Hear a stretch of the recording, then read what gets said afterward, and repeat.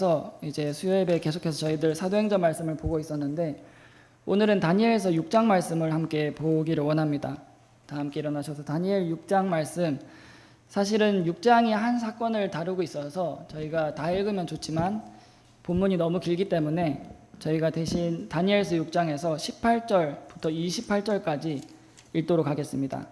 다니엘서 6장입니다. 다니엘서 6장 18절에서 28절까지 저희들 교독하도록 하겠습니다. 제가 먼저 18절 읽고 여러분들 19절 읽고 그렇게 28절까지 읽도록 하겠습니다.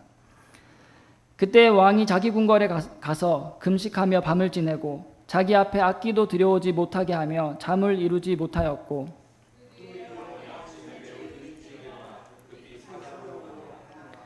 왕이 굴에 가서는 슬픈 목소리로 다니엘에게 소리를 지르며 다니엘에게 말하여 이르되 오 살아계시는 하나님의 종 다니엘아, 내가 계속해서 섬기는 내 하나님께서 너를 사자들에게서 구출하실 수 있느냐 하매 그때 다니엘이 왕께 이르되 오 왕이여 영원토록 사시옵소서. 내 하나님께서 자신의 천사를 보내사 사자들의 입을 막으셨으므로 사자들이 나를 해치지 못하였사오니 이는 그분 앞에서 무죄함이 내 안에서 발견되었기 때문이니이다. 오 왕이여 왕 앞에서도 내가 아무 해를 끼치지 아니하였나이다 하니라.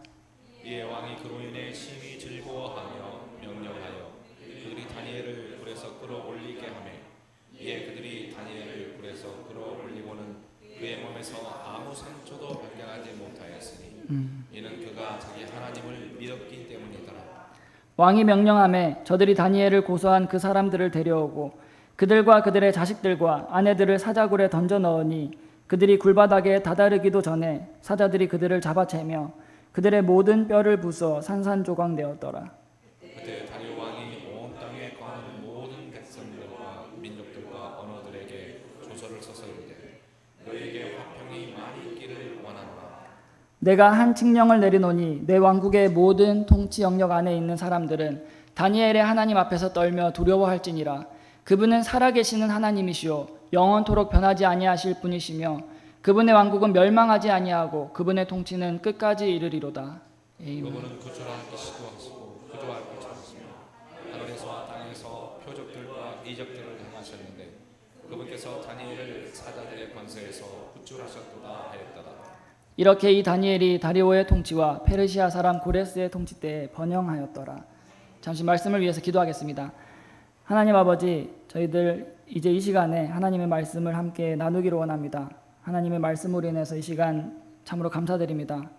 그 오랜 시간 동안 결코 변하지 않고 변질되지 않고 하나님께서 1.1핵도 변함없이 보존하신 이 말씀으로 인해서 감사드립니다. 그리고 다니엘이 믿었던 그리고 다니엘을 보호하셨던 그 하나님께서 오늘날 우리를 동일하게 보호하시고 또한 다니엘에게 능력을 행하셨던 하나님께서 동일한 능력으로 우리와 함께 하심으로 인해서 감사드립니다. 이 시간 이 말씀이 하나님의 살아있는 말씀으로서 저희에게 복이 되게 하시고 또한 도전이 되게 하시며 저희의 필요한 부분에 적용될 수 있도록 역사해 주세요. 감사드리며 예수님의 이름으로 기도드렸습니다. 아멘. 네, 지난주에 저희 수요예배 이제 사도행전 28장 말씀을 함께 목사님 통해서 살펴봤을 때 저희가 멜리데 섬에 도착한 바울과 그 일행들에 대해서 저희가 말씀을 살펴봤습니다. 그래서 바울이 그 섬에 도착했을 때 여러 가지 사건들이 있었지만 그 중에 하나가 바울이 독사에게 물려서 그 미개한 사람들이 하울링이 조금 생기네요. 미개한 사람들이 이제 죽을 것이다 이렇게 생각했는데 바울이 죽지 않음을 보고 그 사람들이 이 사람은 신이다 이렇게 한 사건이 있었습니다. 그래서 지난주 수요일 날 제가 28장을 보면서 또 말씀을 들으면서 갑자기 제 마음에 생각났던 일이 있었습니다. 제가 정확히 언제였는지 모르겠는데 초등학교 때 아마였던 것 같아요. 조금 어렸을 때. 근데 그렇게 어리진 않았고 또 중학생까지는 아니었던 것 같은데 제가 예천에서 자랐고 예천교회에서 자라다 보니까 저희 이제 예천교회가 있고 그 뒤에는 사실 지금은 다 아파트가 지어졌는데 야산이었고 그래서 이제 누나도 같이 가끔씩 뭐 친구들이랑 뭐 우리 산에 탐정처럼 뭐 정복하러 간다 그래서 막대기 들고 막 이렇게 산을 돌아다니는 기억도 있고 그래서 이제 그런 야산 같은 그런 곳에 친구들이랑 많이 놀곤 했었는데 하루는 이제 그 뒤에 있는 야산에 어떤 모래포대 사이에 그리고 이제 그 산 속에 뱀이 한 마리가 이렇게 기어 나오는 걸 봤어요. 그래서 이렇게 뱀이 나오는 걸 보고 제가 어렸을 때는 좀 호기심도 많고 엉뚱한 행동을 많이 해가지고 그 뱀을 보고 무서워하지 않고 그 무서워했어야 되는데 무서워하지 않고 그 뱀을 가지고 이제 친구랑 놀기 시작했어요. 그래서 막대기로 막 찔러서 괴롭히고 그 이제 뱀이 틈 사이로 들어가니까 다시 나오라고 이제 꼬리에다가 라이터로 이제 불을 이렇게 해가지고 뜨겁게 해서 나와라 막 이렇게 친구랑 장난을 막 이렇게 치고 있었는데 아저씨들이 이제 퇴근하고 오시는 길에 갑자기 딱 오시더니 두 분이 딱 오셔가지고 우리가 이제 뭘 하고 있나 이렇게 보시더니 이거 뱀이네. 딱 이제 뱀을 딱 보시더니 이게 독사뱀이다. 그래서 갑자기 이제 트럭 같은 데서 삽을 딱 꺼내가지고 바로 반으로 딱 잘라서 죽여가지고 이제 산에다 버리셨어요. 근데 지난 수요일에 이제 그 말씀을 들으면서 갑자기 그 일이 생각이 나는 거예요. 이제 비록 바울은 그 하나님의 초자연적인 능력으로 물렸음에도 불구하고 하나님이 살도록 역사하셨지만 지난 수요일에 그 말씀을 들으면서 순간 너무 무서운 거예요. 그 독사뱀이었는데 내가 겁도 없이 그 뱀을 가지고 막 장난을 치고 막대기로 눌렀을 때 사실 독사는 가만히 이렇게 살펴보다가 자기한테 공격이 오거나 위협이 오면 순식간에 사람에게 공격을 하고 물어버리거든요. 근데 만약에 내가 그 아저씨가 오기 전에 만약에 그 뱀한테 물렸으면 아마 죽었을 것 같다. 사실 살 방법이 없죠. 뭐 친구랑 같이 있는데 갑자기 응급조치를 해서 피를 뺄 수도 없는 건데 그래서 그 생각이 나면서 하나님께 그 독사뱀의 입을 막아주신 하나님께 너무 감사하다. 돌이켜 생각해 보니까 하나님께서 지켜주셨다고밖에 생각을 할 수가 없겠더라고요. 그 뱀이 이제 어린 저희들을 공격하지 않고 저희가 이제 무사하게 살 수 있었던 일을 생각할 때 하나님이 지켜주시지 않고는 내가 그때 물리지 않고 그렇게 할 수가 없었겠구나라는 생각을 했습니다. 그러면서 이제 그 생각이 나면서 오늘 이제 다니엘서 6장에 있던 다니엘이 생각이 났습니다. 물론 상황은 이제 다르지만 다니엘이 사자굴에 들어갔을 때 하나님께서 그를 보호해 주셨던 사건이 생각났는데요. 우리가 성경을 읽으면서 많은 스토리들이 있지만 이 다니엘과 그 사자굴이라는 사건은 사실 많은 사람들이 좋아하는 본문이기도 하고 정말 흥미롭고 사람들의 어떤 굉장한 흥미를 유발하는 하나님께서 베푸신 기적 가운데 하나죠. 그래서 오늘 우리가 다니엘서 6장을 함께 살펴보기를 원하는데요. 이 다니엘서가 이제 12장으로 이루어진 한 권의 책이지만 사람들에게 굉장히 공격을 많이 받는 책 중에 한 권이기도 합니다. 왜냐하면 사자굴 사건도 마찬가지고 이제 3명의 친구들이 그 용광로에 던져졌던 사건도 마찬가지고 많은 사람의 논리로 설명할 수 없는 기적들이 많이 있기 때문에 하나님을 믿지 않거나 하나님을 믿지만 하나님의 말씀을 두려워하지 않는 사람들은 이것은 논리적으로 설명 불가능하다. 그래서 이제 다니엘서를 공격하기도 하고 다니엘서에는 우리가 알다시피 굉장히 정확한 예언들이 나와 있죠. 그 이제 앞에 일어날 그리스 제국과 그리고 더 미래에 다가올 로마 제국에 대해서 그리고 이 그림들이 그 당시에 그 제국들뿐만 아니라 우리 미래에 있을 일까지도 설명하는 그러한 예언을 담고 있는 책입니다. 그런데 이 예언의 책이 너무나도 정확한 예언을 했기 때문에 사람들은 이 책을 공격하고 믿질 않는 거죠. 이것이 과연 그러한 일들이 일어나기 전에 쓰여진 하나님의 책일 수가 성경일 수가 없다라고 공격을 하는 것입니다. 사람들이 이와 같이 많은 공격을 하지만 동시에 성경에서 그러한 공격을 많이 받기 때문에 가장 우리들에게 위대한 책 중에 동시에 하나인 것이죠. 이 다니엘서가 그 하나님의 많은 예언들이 담겨 있고 또한 기적들이 담겨 있고 더 나아가서 오늘 우리가 살펴보게 될 그 다니엘이라는 위대한 하나님의 사람, 그 다니엘이라는 그 위대한 인물의 특별히 그의 믿음을 우리가 바라볼 때 이 다니엘서를 우리가 사랑하지 않을 수가 없는 것입니다.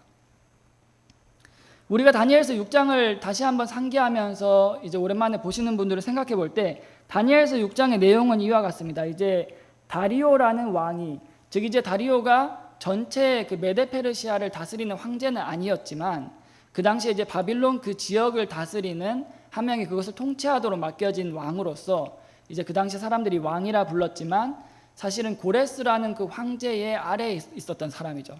그런데 이 다리오라는 왕이 자기에게 주어진 그 영토를 관리할 때에 이와 같은 방법을 성경에서 사용했다고 말씀합니다.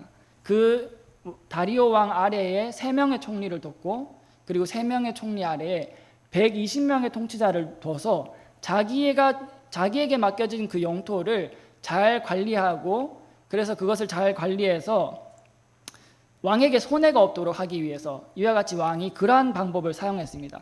그런데 성경에서는 우리들에게 무엇이라고 말씀하냐면요, 다니엘이 그 3명의 총리 가운데서 가장 높은 사람이었다라고 성경이 말하는 거죠.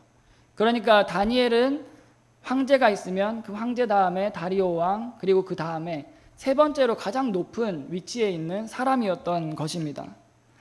그런데 이와 같은 다른 사람들보다도 훨씬 더 높은 승진 때문에 오늘 이러한 일이 일어나게 된 것입니다. 사람들에게 시기를 샀고요, 사람들에게 미움을 받았고요. 우리 이제 오늘날의 어떤 정치 세계나 우리가 보지 못하는, 알지 못하는 그러한 권력의 세계에서 동일하지만 이 당시에도 마찬가지로 그 권력으로 인해서 그리고 그 사람들의 어떤 자리에 대한 싸움으로 인해서 사람들이 다니엘을 시기하고 미워했습니다. 그것이 바로 사람들이 다니엘을 음모에 빠뜨렸던 이유였던 것이죠. 그래서 다니엘을 어떻게 하면 끌어내릴 수 있을까? 그 사람을 어떻게 고소할 수 있을까? 사람들이 총리와 통치자들이 그것을 고민하고 찾아봤지만 성경에서 참 놀라운 말씀이 나옵니다. 다니엘에게서 어떠한 허물이나 잘못을 그들이 발견할 수 없었다. 그 뒤에 다시 반복해서 말하기를 그에게서 어떤 실수나 허물도 발견할 수 없었다라고 말씀하고 있습니다. 이것이 얼마나 아름다운 예수 그리스도의 또한 그림이 아니겠습니까? 성경에서 나오지만 우리 주 예수 그리스도와 같이, 물론 다니엘은 우리와 같은 똑같은 사람으로서 죄와 허물이 있었지만 그 사람들이 봤을 때 이 사람이 하나님을 믿는 사람으로서 그 사람에게 어떠한 잘못이나 어떠한 문제도 발견할 수 없었습니다. 그 이유를 성경에서는 그 다니엘이 신실했기 때문이다라고 성경이 말씀하고 있습니다. 다니엘에게서 어떠한 실수나 허물도 발견할 수 없었다. 얼마나 이 위대한 하나님의 사람입니까? 이가 그렇게 높은 위치에 올라갔음에도 불구하고 그 자리에 오르기까지 그에게 그를 어떤 문제를 일으킬 만한 실수와 허물이 발견되지 않았던 것입니다.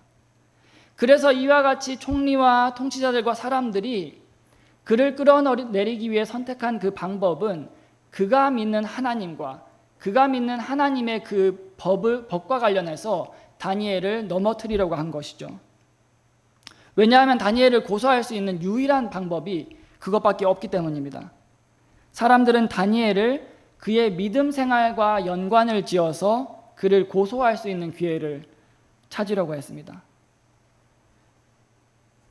오늘날에 어쩌면 우리 교회들에게 오는 핍박과 어떤 억압, 이러한 것과 마찬가지일지 모르겠습니다. 우리가 이제 코로나 시대에도 경험을 했지만 우리 그리스도인들을 향해서 우리가 믿음으로 살아가고 세상에서 본을 보이려 할 때 세상 사람들은 어쩌면 우리의 믿음을 가지고 공격을 하고 우리의 믿음 생활을 가지고 우리를 고소할 기회를 찾을지 모르겠습니다. 우리가 하나님께 예배하는 일, 우리가 하나님께 찬양하는 일, 우리가 하나님께 기도하는 그 일들로 인해서 그 사람들이 우리를 고소하기를 원하고, 왜냐하면 세상은 우리가 하나님께 경배하고 교회로 모여서 사람들이 구원받는 그 일을 원하지 않기 때문에 우리의 믿음 생활을 가지고 이 세상은 우리를 공격하는 것입니다.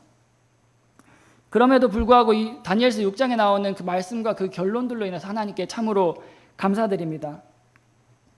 다리오 왕은 너무나도 다니엘을 사랑했기 때문에 어쩔 수 없이 그가 이제 알지 못하는 가운데 조서의 그 칙령을 이제 확고하게 하고 그 법을 마련했을 때 다니엘이 이제 그것에 걸리게 됐고요. 우리가 많이 암송했던 구절이죠. 10절에 보면 다니엘은 그 조서의 도장이 찍힌 것을 알고 있었지만 자기 집에 들어가서 자기 방에서 예루살렘을 향해서 창문을 연 채 전에 하던 대로 하루에 3번씩 무릎을 꿇고 하나님께 기도하고 하나님께 감사를 드렸습니다. 이것이 바로 이 사람들이 원했던 것이었죠. 그래서 왕에게 바로 이 일을 고소했을 때 왕은 이것을 빠져나갈 방법이 도저히 없었습니다. 그래서 다리오 왕은 어쩔 수 없이 통곡하는 마음으로 그가 하나님께라도 정말 그 간곡하게 그것을 바라는 마음으로 내가 어찌할 수 없지만 내가 사자굴에 들어갔을 때 네가 믿는 하나님이 너를 구출하기를 원한다라고 하면서 다니엘이 그 사자굴에 들어가게 됩니다. 그런데 성경에서 말씀하는 것 같이 다니엘이 사자굴에 들어가게 됐지만 하룻밤이 지난 후에 다리오 왕이 그 다니엘을 찾아서 다시 왔을 때 다니엘은 어떠한 상처도 잊지 않았다라고 성경이 말씀합니다. 그 이유는 다니엘이 고백하기를 내 하나님께서 자신의 천사를 보내사 사자들의 입을 막으셨으므로 라고 말씀합니다. 다니엘이 그가 잘못한 것이 없음에도 불구하고 사람들의 음모로 인해서 그가 어려움에 처했을 때 그는 다리오 왕과 달리 그것을 불안해하지 않고 그것을 초조해하지 않고 그것을 하나님을 의심하지 않고 그가 사자들을 두려워하지 않고 믿음 가운데 그가 사자굴에 들어갔을 때에도 하나님께서 그를 보호해 주시고 그를 건져 주실 것이라는 것을 믿었을 때 그의 믿음으로 인해서 그의 허물 없음이 하나님 앞에 드러남으로 인해서 하나님께서 그를 보호하심으로 인해서 그가 하나도 상처를 입지 않고 그곳에서 건짐을 받게 됐다고 성경이 말씀하는 것이죠. 그리고 이제 마지막으로 정말 반전의 드라마와 같이 그를 고소했던 사람들이 반대로 다리오 왕의 그 분노에 힘입어서 사자굴에 빠지게 됐고 성경에서 말씀하기를 그들이 그 바닥에 다다르기도 전에 사자들이 그들을 낚아채서 그들의 뼈들마저도 산산조각 되었다라고 성경이 우리들에게 말씀해주고 있습니다.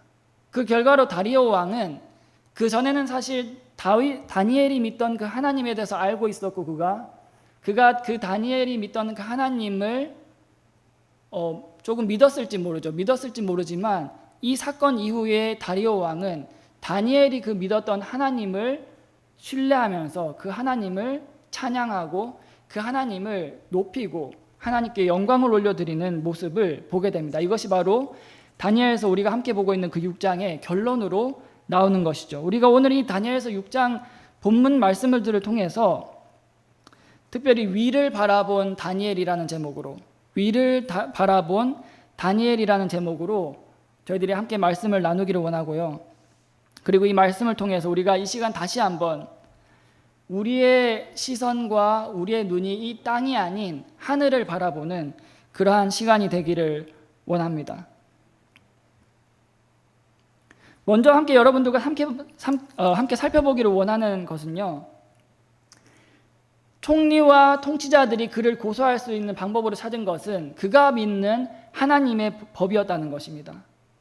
그들은 하나님의 법을 따르는 그 다니엘을 고소하고 그를 죽이고 그를 음모로 인해서 무너뜨리기 위해서 선택한 그 방법은 하나님의 말씀을 대적해서 세상의 법으로 하나님의 그 법을 이기려고 했던 것을 우리가 보게 되는 것입니다. 성경에 보면 그 하나님의 법을 따르는 다니엘을 무너뜨리기 위해서 그러니까 즉 다니엘이 하나님을 향해서 기도하고 그분께 탄원하고 그분께 간구하고 그분께 감사드리고 그분께 경배하는 그 하나님의 법을 따르는 일을 대적하기 위해서 그들은 그 메데 페르시아의 새로운 세상의 법을 마련해서 누구든지 다리오 왕 외에 어떠한 신에게든지 어떠한 사람에게든지 무엇을 탄원했을 때 사자굴에 던져넣자고 하는 그러한 세상의 법을 이들이 마련한 것을 보게 됩니다. 우리가 하나님의 법을 따르는 사람을 대적하기 위해서 세상의 법을 마련해서 그 세상의 법으로 하나님의 법을 따르는 사람들을 음모에 빠뜨리고 그들을 무너뜨리려고 하는 것을 성경이 우리들에게 보여주고 있는 것입니다. 그래서 우리가 보고 있는 이 싸움은 하나님의 법을 확고하게 세울 것인가 아니면 왕의 법, 즉 세상의 법을 확고하게 세울 것인가에 대한 싸움이 지금 일어나고 있는 것을 우리가 보고 있는 것입니다. 그러나 하나님께 감사한 것은요, 계속해서 반복해서 나오는 말이 이 메데 페르시아의 법, 즉 이제 메데 사람들과 페르시아 사람들의 법, 성경에서 부연 설명하기를요, 곧 바뀌지 않는 법에 따라라고 말합니다. 바뀌지 않는 법에 따라, 즉 이제 그들의 관습에 따라서, 그들의 그 문화에 따라서 그들의 시대에는 그 왕의 권위와 왕의 권력에 대해서 그들이 그것을 확고하기 위해서 무엇이든지 왕이 정한 그 법을 누구든지 바꿀 수 없게 하는 그러한 관습과 문화가 있었던 것입니다. 그래서 성경에서는 계속해서 메데 사람들과 페르시아 사람들의 법, 곧 바뀌지 않는 법에 따라라고 말씀하는 것입니다. 사람이 바꿀 수 없는 그 법을 그들이 만들었던 것입니다. 그러나 우리가 하나님께 감사한 것은 그러한 법들이 그들이 정하기를 사람들이 바꿀 수 없는 법이라고 말하지만 그 법들은 완전한 법들이 아니라는 것입니다. 사람이 정한 법 그리고 왕이 정한 그 법들이 결코 완전한 법들이 아니라는 것이죠. 반대로 우리가 믿는 이 하나님의 말씀, 하나님께서 정하신 그 법들은 완전하고 그 법들은 변하지 않고 하나님의 법만이 결코 변질되지 않으며 변하지 않으며 그 누구도 이것을 훼손하고 바꿀 수 없는 것입니다. 그렇기 때문에 하나님께서 자신이 그 말씀하신 이 하나님의 말씀들을 우리가 지금 전혀 훼손되지 않은 그 말씀들을 받아서 읽을 수 있게 하나님께서 이 말씀들을 보존하시고 이 바뀌지 않는 하나님의 말씀들과 하나님의 그 법들을 우리에게까지 보존하시고 우리에게 주신 것입니다. 이것은 바로 하나님의 법을 따르는 하나님의 법을 대적한 세상의 법의 싸움이었던 것입니다. 그런데 우리가 잠깐 생각해 볼 것은 이와 같은 그 칙령, 즉 이제 사람들이 음모를 위해서 만든 그 법안을 다리오 왕이 이제 그것을 받아들였을 때 성경에 보니까요. 그것을 받아들였을 때 바로 그 칙령에 관해서 왕이 확정했습니다. 그것을 받아들인 것을 보게 되죠. 그런데 그것을 이제 이 일을 하고 난 이후에 다니엘이 그 법에 접촉되고 그 법에 걸려들었을 때 다리오 왕은 그것에 대해서 후회하는 모습을 우리들에게 보여줍니다. 14절에 이에 왕이 이 말들을 듣고 자신을 심히 못마땅하게 여기고, 즉 다리오 왕이 선택했던 그 선택에 대해서, 그가 내렸던 그 결정에 대해서 그가 잘못했음을 인지하고 그것을 후회하고 그것에 대해서 슬퍼했던 것입니다. 그러나 이 일이 이미 이루어졌던 일이기 때문에, 그리고 메데 페르시아의 그 법은 사람이 결코 바꿀 수 없는 법이었기 때문에 그가 후회했지만 이 일을 돌이킬 수 있는 방법이 없었고, 다니엘은 결국 그냥 사자굴에 들어갈 수밖에 없는 그러한 운명을 맞이하게 된 것이죠. 우리가 이러한 말씀들을 볼 때 잠깐 생각해 볼 것은, 우리가 무슨 결정을 하든지 무슨 결정을 할 때에는 우리가 반드시 신중해야 한다는 것입니다. 우리가 어떠한 결정을 내리든지 우리가 그 일들에 반드시 신중해야 한다는 것이죠.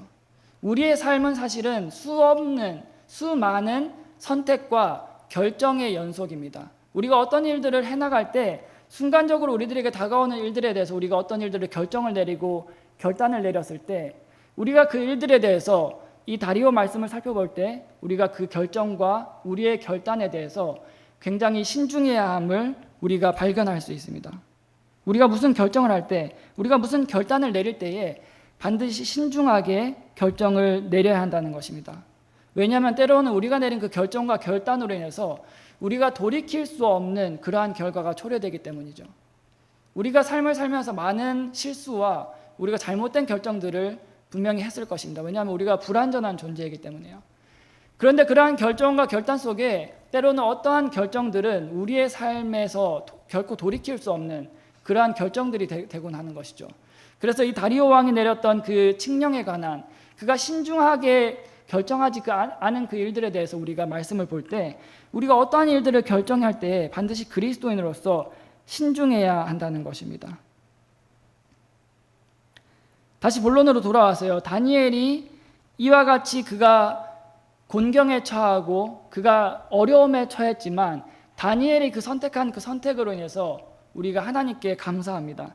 다니엘은 자신의 목숨이 위협을 받는 그러한 상황 속에서도 하나님께 기도하는 일이, 그리고 하나님께 감사를 드리는 일이, 하나님을 그 경배하는 일이 모든 것들 가운데서 가장 우선순위였음을 우리들에게 보여주고 있습니다. 왜냐하면 우리가 읽었던 그 10절 말씀에서요, 다니엘이 그것을 모르고 있지 않았지만 다니엘이 모든 상황을 알고 있었고, 왕이 그 조서에 도장을 찍은 것을 다니엘이 알고 있었음에도 불구하고 다니엘은 하나님을 가장 우선순위로 여겼기 때문에, 그가 하나님을 향한 믿음을 더욱더 중요하게 여겼기 때문에 그는 자신이 죽을 수 있다는 것을 알매도 불구하고 전에 하던 대로 하루에 3번씩 예루살렘을 향해서 무릎을 꿇고 하나님께 기도한 것을 볼 수 있는 것입니다. 그는 사형도 왕의 칙령도 두려워하지 않고 하나님을 경배하는 그 일을 가장 우선순위로 여겼습니다. 곧 그가 하나님을 가장 두려워했다는 말은 다니엘은 사람들보다 하나님을 더 두려워했다는 말이죠. 다니엘은 결코 그 사람들의 음모, 사람들을 두려워하지 않고 하나님을 더 두려워한 것을 우리들에게 말씀으로 보여주고 있습니다. 다니엘의 이러한 그 믿음, 하나님을 더 두려워한 그러한 그의 믿음은 이 6장에서뿐만 아니라 처음에 이제 다니엘서 1장에서도 그가 왕이 정해준 음식과 포도주를 먹지 않겠다고 그 결단했던 일, 내가 콩을 먹고 왕이 정해준 그 음식과 포도주로 인해서 나를 더럽히지 않겠다고 그 결단했던 그 일을 통해서, 그리고 다니엘서에 나오는 많은 사건들을 통해서 다니엘이 사람들보다도 하나님을 더 두려워한 것을, 사람들의 법과 사람들의 명령들보다도 하나님의 법과 하나님의 명령들을 더 두려워한 것을 우리들에게 보여준 것입니다. 우리가 다니엘이 이러한 그 공경에 처하지 않았을 때는 우리가 그것을 볼 수 없었을지도 모르죠. 그러나 항상 우리가 알 수 있는 것은 우리의 진짜 믿음은, 우리가 진짜 무엇을 믿는지, 우리가 진정으로 하나님을 가장 우선순위로 두고 있는지를 발견할 수 있는 방법은 우리에게 이와 같이 어려움이 처했을 때, 혹은 내가 하나님이냐 다른 것이냐를 선택해야 하는 그 선택의 기로에 놓였을 때 우리가 진짜 무엇을 믿고 있는지가 밖으로 드러나게 되는 것이죠. 다니엘은 사람의 법과 하나님의 법이 대치되었을 때 그는 주저없이 하나님의 법을 선택한 것을 우리들에게 말씀하고 있습니다. 그런데 흥미로운 것은 다니엘이 이와 같은 결정을 내렸을 때 그의 주변 사람들, 다니엘을 시기하고 미워했던 그 왕의 사람들, 다시 말하면 세상 사람들조차도 다니엘이 그러한 것들보다, 자신의 목숨에 다가온 그 위협보다도 하나님을 선택할 것이라는 것을 그 주변 사람들도 알고 있었다는 것입니다. 왜냐하면 그들이 다니엘을 끌어내릴 방법이 없었기 때문에 선택한 그 방법이, 그가 믿는 그 하나님에 대해서 그가 분명히 하나님을 가장 우선으로 여기는 사람이기 때문에 우리가 그러한 어떤 덫을 놨을 때 분명히 이것에 걸리게 될 것이다. 그들이 그것을 믿었기 때문에 이러한 법에 대해서 왕에게 제안한 것을 우리가 보게 되는 것이죠. 그래서 주변에 있었던 그 사람들조차도 다니엘이 세상의 법이냐 하나님의 법이냐였을 때 하나님을 따르고 자신의 목숨의 위협이냐 하나님을 따를 것이냐라고 했을 때 하나님을 따를 것이라는 것을 주변의 사람들조차도 알고 있었다는 것입니다. 우리는 이 말씀을 통해서 우리 자신에게 적용하며 생각해 볼 수가 있습니다. 우리 또한 그리스도인으로서 세상에 나가서 우리의 믿음의 삶을 살아갈 때 우리의 주변의 사람들, 우리의 가족들, 우리의 친구들, 우리의 지인들, 혹은 내가 알지 못하는 많은 세상 사람들이 이와 같이 나를 바라볼 때, 이 사람은 만약에 하나님이냐 세상이냐 선택의 기로에 놓였을 때 그는 분명히 하나님을 선택할 사람이다 라고 우리를 바라보고 있느냐 하는 것을 우리가 돌아봐야 하는 것이죠. 세상 사람들조차도 이 총리와 통치자들이 다니엘을 바라봤던 것처럼 사람들이 우리를 바라보는가 하는 것을 우리가 적용하며 우리 자신을 돌아볼 수 있습니다. 다니엘은 조서에 도장이 찍힌 것을 알고도 모든 것을 다 알고 있었지만 그는 믿음을 선택했고 하나님의 법을 선택했던 것입니다.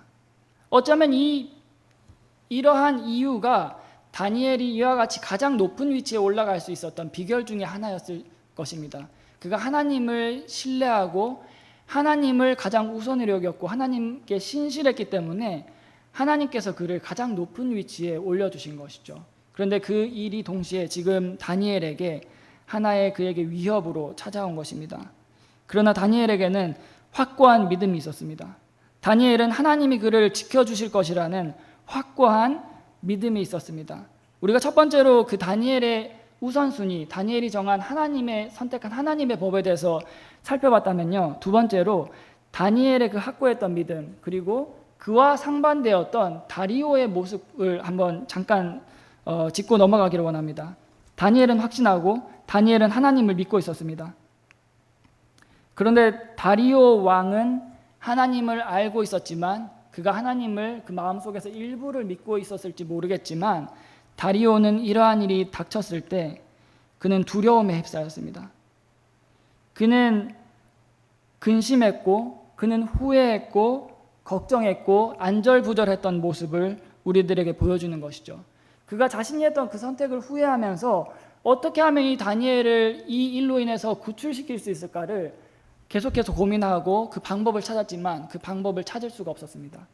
그가 결국에는 어쩔 수 없이 그 법에 따라서 다니엘을 사자굴에 던져 넣으라 라고 명령한 뒤에는 그가 어쩌면 자포자기하는 심정으로, 마지막 지푸라기라도 잡는 심정으로 내가 믿는 너의 하나님이 너를 구출해 주기를 원한다 라고 하며 다리오 왕은 이와 같이 불안해하고 두려워하고 그가 근심하고 안절부절했던 모습을 우리들에게 보여주는 것이죠. 그러나 이와 반대로 다니엘의 모습은 성경에서 자세하게 서술하고 있지만 우리가 믿음으로 이 말씀들을 바라보며 믿기는 다니엘은 분명히 하나님께 향한 그 믿음으로 확고했고요. 그는 두려워하지 않았을 것이라고 믿습니다. 그는 하나님을 신뢰했고 그는 다리오 왕과 상반되게 그의 믿음으로 인해서 그가 차분한 모습을 유지했을 것이라고 믿습니다. 왜냐하면 그는 다리오 왕과 달리 자신이 믿는 하나님을 알고 있었고 자신이 믿는 그 하나님을 일부만 신뢰하는 것이 아니라 자신의 온 마음을 다해서 100% 전적으로 그분을 신뢰했기 때문에 이와 같이 다니엘과 다리오의 그 모습과 믿음에 굉장히 상반되는 그러한 모습이 나왔던 것입니다. 이와 같이 다니엘이 하나님을 믿었던 그 믿음, 하나님께서 다니엘을 지켜주실 수 있다는 그 믿음, 성경의 수많은 하나님의 사람들, 믿음의 사람들이 이러한 동일한 믿음을 우리들에게 보여주고 있습니다. 그 가운데 가장 대표적인 예로 다윗이 있죠. 다윗은 사자와 곰들을 두려워하지 않았습니다. 왜냐하면 그가 자신의 양이 사자와 곰으로 인해서 빼앗겨 갔을 때 그가 그들의 입에서 자신의 양을 구출해내고 그들을 쳐서 죽이기도 하고, 그런데 그것이 자신의 능력이 아니었음을 알고 있었고 다윗은 그가 고백하기를 사울왕 앞에서 하나님께서 나를 그들의 발톱에서 건져내셨다라고 고백을 합니다. 동일하게 그러한 믿음을 가지고 그는 골리앗 앞에서 자기가 승리할 수 있다고 믿었고 동일하게 하나님께서 그 골리앗으로부터 자기를 지켜주실 수 있다고 믿었던 것을 성경이 우리들에게 보여주는 것이죠. 이와 마찬가지로 하나님의 사람들, 특별히 다윗이, 특별히 오늘 본문의 그 다니엘이 하나님을 향해서 이러한 하나님이 자신을 보호해 주실 수 있다는 확고한 믿음을 그가 가지고 있었다는 것입니다. 그리고 이 일을 하실 수 있는 분도 오직 하나님뿐이었습니다. 이 일을 하실 수 있는 분도 오직 하나님뿐이었습니다. 사람들은 다니엘서가 이제 하나님의 말씀이 아니라고 공격하죠. 왜냐하면 이러한 굶주린 사자가 사람을 잡아먹지 않고 살려둘 수 있는 것은 사람의 그 이성의 논리에 현실적으로 맞지 않다라고 그들이 주장하고 이것이 하나님의 말씀이 아니라고 허구라고 주장하는 것입니다. 그러나 우리가 믿기는 이 다니엘서는 분명한 하나님의 말씀입니다. 그리고 우리가 알고 있는 그 굶주린 사자가 굉장히 사납고 먹이 앞에서 그 굶주린 사자들이 그 먹이를 향해서 돌진하고 뒤에 나오는 사람들처럼 어쩌면 뼈도 남기지 않을 만큼 그들이 순식간에 먹을 수 있음에도 불구하고 하나님께서 그 다니엘을 지키셨다는 것을 우리가 믿는 것이죠. 그리고 반대로 다니엘의 이 사자굴에 대한 사건을 설명할 수 있는 유일한 방법 또한 하나님밖에 없다는 것입니다. 이 일을 설명할 수 있는 방법은 오직 하나님밖에 없다는 것이죠. 성경에서는 22절에서 다니엘이 고백하기를 이러한 일들이 있을 수 있었던 이유, 내가 사자굴에서도 건짐을 받을 수 있었던 이유는 하나님께서, 즉 이제 하나님의 천사를 통해서 사자들의 입을 막으셨기 때문에, 즉 하나님께서 초자연적인 방법을 통해서 모든 우주 만물을 창조하신 하나님께서, 모든 것들을 다스리시는 하나님께서, 심지어 바다를 다스리시고 하늘을 다스리시고 비구름들을 다스리시는 모든 동물들을 다스리실 수 있는 그 하나님께서, 그 능력의 하나님이 사자의 입들 또한 막을 수 있었다는 것을 성경에서 우리들에게 보여주는 것입니다. 그리고 다니엘은 그러한 하나님을 믿었던 것이죠. 이 일을 설명할 수 있는 방법은 오직 하나님밖에 없고 하나님께서 다니엘을 그 사자들 안에서 그를 보호하시고 건지셨던 것입니다. 그리고 다니엘서 6장 말씀에서 결론적으로 제가 이제 오늘 핵심적으로 함께 나누기를 원했던 말씀을 잠깐 우리가 적용과 함께 살펴보고 설교를 마치기를 원하는데요. 우리가 이제 결론에 다다랐을 때 다니엘은 이 사람들이 예상하지 못했던 방법과 예상했던 방법과 달리 결말이 났고, 우리가 결론을 살펴봤을 때 그 전개됐던 그 상황과 완전하게 다른 그 반전이 그 결론 속에 숨어 있던 것을 우리가 보게 됩니다. 그래서 우리가 이 다니엘서 6장 말씀을 보면서 하나님을 찬양하게 되고, 이러한 반전과 같은 결말을 통해서 하나님의 승리를 보게 되는 거죠. 다니엘의 그 결말과 그의 승리, 그리고 적들이 이제 그를 넣었지만 그가 사자굴 속에서 건져 나왔을 때 그 승리감과 희열. 그러나 우리가 이러한 것이 있었을 수 있었던 그러한 이유는 그 전에 그에게 찾아온 위기에서 우리가 발견할 수가 있습니다. 다니엘이 이제 사람들이 봤을 때, 그가 사자굴에 넣었을 때 그에게는 아무런 희망도 보이지 않는 상황이었고, 그는 완전히 사실 죽은 목숨과 다름이 없었습니다. 그가 사자굴에 던져졌을 때 사실은 그를 사자굴에 빠뜨렸던 총리와 통치자들, 그를 음모에 빠뜨리기 위해서 머리를 함께 맞대었던 모든 사람들은 다리오 왕이 그 법에 따라서 다니엘을 사자굴에 넣었을 때 그들은 주체할 수 없는 그 승리감과 희열에 사로잡혀 있었을 것입니다. 다니엘이 그 사자굴에 던져졌을 때 이제는 우리가 승리했다, 우리가 이 싸움에서 우리가 다니엘을 끌어내렸고 그가 가장 높은 위치에 승진했지만 이제는 그가 사자의 밥이 되었다. 그들이 바라봤을 때 그 사자굴 그 어귀에 올려져 있던 그 돌과 봉인되어 있던 그 돌을 바라봤을 때 사람들은 환호하고 승리하고 그들의 승리에 도취되어 있었을 것입니다. 왜냐하면 굶주렸던 그 사자들의 굴 속에서 다니엘이 살아 돌아올 수 있는 방법은 일말의 그 기회도 전혀 없었기 때문이죠. 그들은 완전한 승리를 자신했습니다. 그들은 그러한 희열에 감싸여 있었습니다. 그들은 자신들이 완전하게 승리한 줄 알았죠. 그리고 사실 다리오가 애타게 기다렸던 그 하룻밤 동안에 다니엘은 사실은 죽은 목숨과 다름이 없었습니다. 왜냐하면 굶주린 사자들 속에서, 그러한 들끓는 사자들 속에서 그가 하루 동안 밤을 보냈을 때 다니엘이 하나님의 보호 아래 무사했지만 사실은 다니엘은 죽은 목숨과 다름이 없었던 것이죠. 그런데 다니엘이 그 굴 속에서 다시 건짐을 받게 됐을 때, 우리가 다시 다르게 표현하자면 그가 다니엘이 그 굴 속에서 죽음을 이기고 부활했을 때, 하나님의 능력으로 그가 보호하심을 입고 그 사자굴 속에서 다시 나왔을 때, 그 건짐을 통해서, 다니엘의 건짐을 통해서 그의 대적들은 모두 패배하게 되었습니다. 다니엘의 그 건짐과 다니엘의 승리로 인해서 그가 그 죽음으로부터 다시 살아남, 죽음으로부터 부활한 그 사실로 인해서 그를 음모에 빠뜨렸고 그를 대적했던 모든 대적들은 모두 패배했습니다. 성경에서 말하기를 그들과 그들의 아내들과 그들의 자식들이 모두 사자굴에 던져졌을 때 땅에 닿기도 전에 그 사자들에게 채어가서 그들이 뼈조차도 남지 않고 산산조각 났다고 성경이 우리들에게 말씀해 주는 것입니다. 이 말씀을 바라볼 때 우리의 예수 그리스도를 생각하지 않을 수 없습니다. 어쩌면 이것이 완벽한 예수 그리스도의 그림을 우리들에게 보여주고 있는 것이죠. 예수 그리스도께서도 이와 같이 십자가에 달려서 돌아가셨을 때 사람들은 승리감에 사로잡혀 그들은 희열하고 그들은 자신들이 승리했다고 생각했을 것입니다. 사탄은 예수 그리스도를 십자가에 못 박았을 때 우리의 계획이 먹혀들었다, 우리가 이제 예수 그리스도를 십자가에 못 박아 죽였고 우리가 이제 승리했다라고 그들이 승리감에 사로잡혀 있었을 것입니다. 그리고 시편 22편에서 이러한 예수 그리스도의 그 십자가 위의 고통과 죽음에 대해서 사자의 입이 나를 삼키려 한다라고 고백하고 있는 것입니다. 그런데 다니엘과 달리 하나님께서는 예수 그리스도를 그 십자가 위에서 즉 이제 사자가 입을 벌리고 그분을 삼키려 할 때 그러한 사자의 입으로부터 하나님을 건져주지 않으셨습니다. 그의 사자의 입을 막지 않으셨고 예수 그리스도를 십자가에 못 박힌 대로 그분을 그저 죽게 내버려 두셨죠.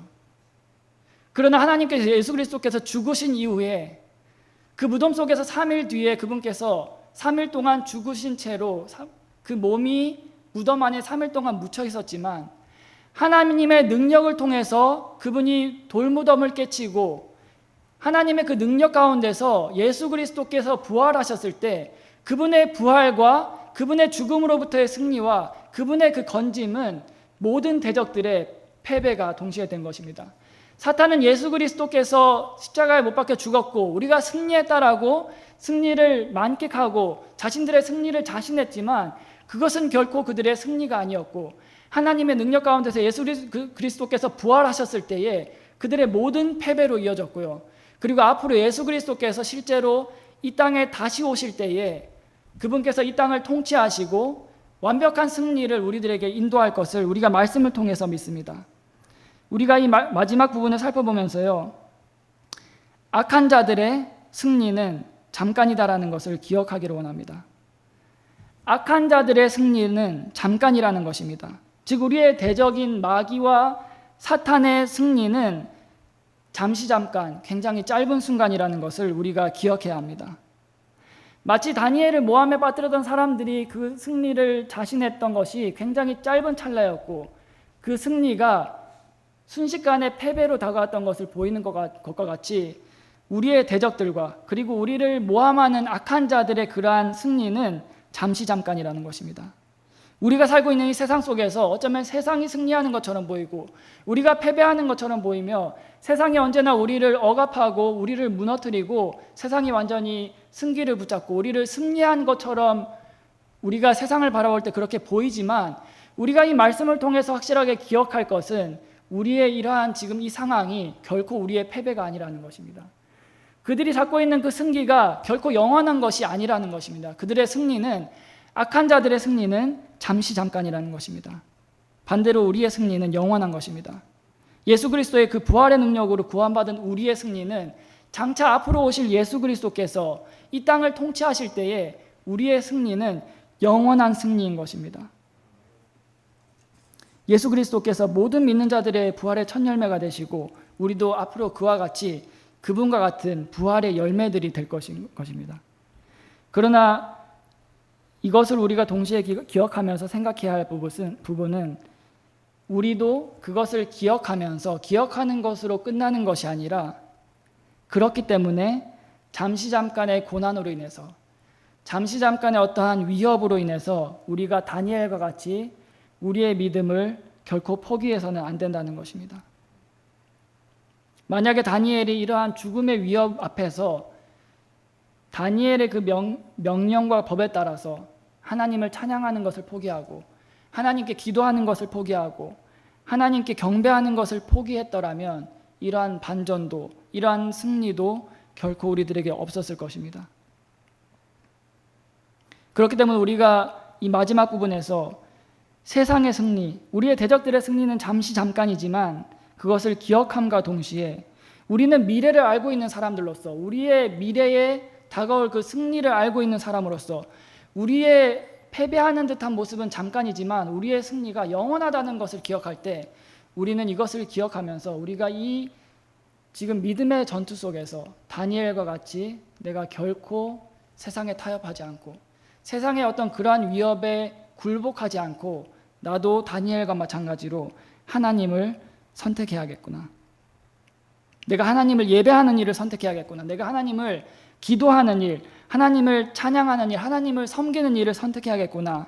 어쩌면 이 세상이 우리들에게 우리의 목숨을 위협하지 않고 너가 하나님을 믿으면 죽는다라고 위협하지 않고 반대로 우리들에게 어떤 하나님보다 더 좋은 것으로 우리가 어떤 즐길 만한 쾌락과 어떤 유혹, 우리의 어떤 육신적인 정욕 이러한 것도 우리들을 유혹할 때에 우리가 그러한 싸움 속에서 그러한 위협에도 불구하고 내가 하나님을 향한 위를 바라보는 믿음을 택하겠노라. 우리의 이러한 믿음이 있을 때에 이러한 진리가 우리들에게 삶에 적용이 되고 우리에게 진정한 승리를 가져다 줄 것이라고 믿습니다. 저희들 잠깐 말씀을 마치면서요. 수요 예배 때 우리가 초청 시간을 갖지 않긴 했지만 잠깐 우리가 고개 숙이고 기도하는 시간에 말씀에 대해서 잠깐 각자 반응하는 시간을 갖기를 원합니다. 다니엘서 6장 말씀을 살펴보면서 다니엘이 믿었던 그 하나님